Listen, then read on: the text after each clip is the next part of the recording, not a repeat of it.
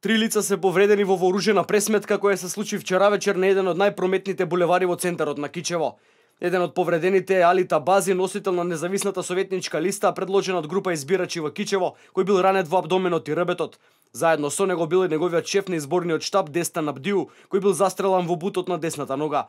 И двајцата повредени биле префрлени во ургентниот центар во Скопје, каде врз Абази била извршена и операција. Моментално и двајцата се наоѓаат во стабилна состојба.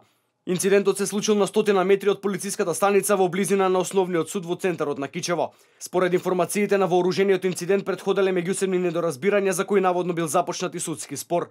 Неофицијално незадоволен од судската одлука, 58 годишниот Абдула Абдулау стрелал кон двајцата кичевчани со пиштол кој го набавил нелегално. Од истрелите бил повреден и случаен минувач кој веднаш бил хоспитализиран, а потоа и пуштен на домашно лекување.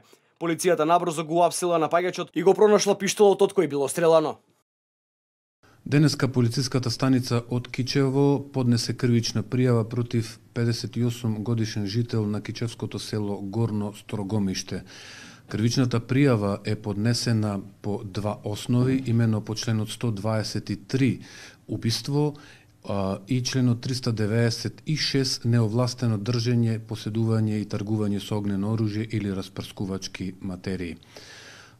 Лицето против кого е поднесена кривичната пријава е приведен синоќа во центарот на Кичево околу 19 часот од страна на полициските службеници од полициската станица од Кичево.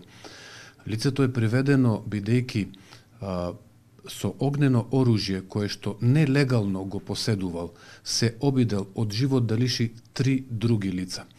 Тоа го направил околу 18 часот и 45 минути синоќа во центарот на Кичево на булеварот Ослободување со испукување на 3 куршуми кон трите лица.